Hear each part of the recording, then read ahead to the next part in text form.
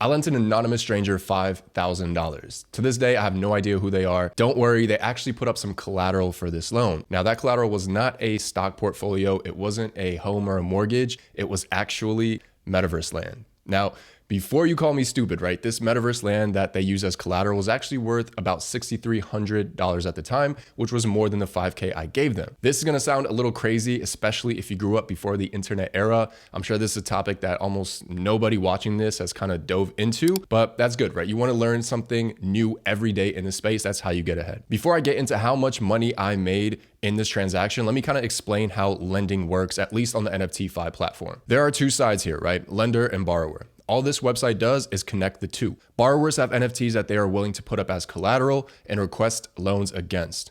Lenders compete to make offers to these borrowers, hoping they agree to their terms. Essentially, this is a peer-to-peer loan marketplace where as a lender, you kind of browse through all the NFTs you wish to make offers on and see if their owners will agree, and then you start a loan. Both parties have to agree to some terms, right? And those three variables are right here. Number one is the loan amount. Number two is the loan duration. And number three is how much you're going to charge them for that loan, the APR. In my loan, we agreed to $5,000, right? And a 14-day period to pay back the loan.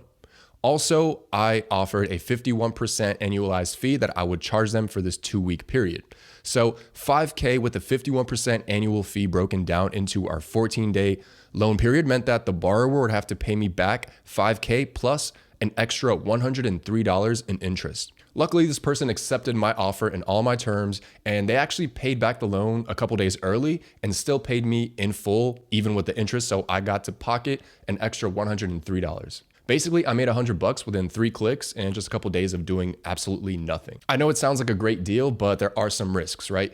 The immediate one is if this person's collateral, which in my case was metaverse land, right? If this NFT lost value during our loan period and fell below the 5K that I gave them, they could choose not to pay back the loan and I would be stuck with this NFT that is worth less than the money I gave out. This is just one of many NFT loan platforms popping up, and some may argue that this whole peer-to-peer model of, lender and borrower having to negotiate with each other is kind of a hassle and non-efficient, right? So let's talk about a new NFT lending platform that's gaining a lot of buzz lately, and it's a whole different model, and it's really, really cool. On this platform, there's almost zero friction. Instead of peer-to-peer, it's peer to pool to peer. As a lender, all you have to do is deposit your ETH and enjoy the amazing yield. There's no offers or negotiating that you have to do.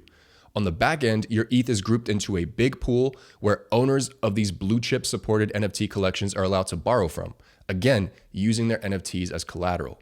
At the moment, lenders that deposit their ETH on DAO are enjoying like a crazy 50% APR. This number purely depends on borrow demand, so always expect it to be changing, but it's super impressive. Basically, borrowers are allowed to take up to, let's say, 40% of the value of their collateral. So if your NFT is worth 10K, your max borrow limit would be around $4,000, 40%.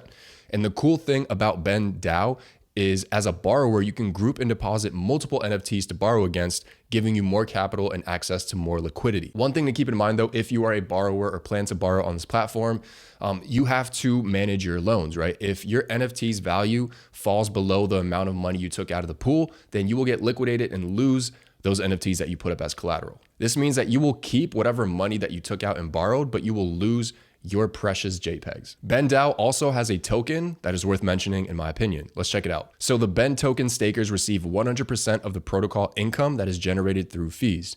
To do this, you will have to acquire the BEN token on Uniswap and choose your lockup period. So basically, the longer you are willing to lock up your tokens for, the higher cut of the revenue you will receive.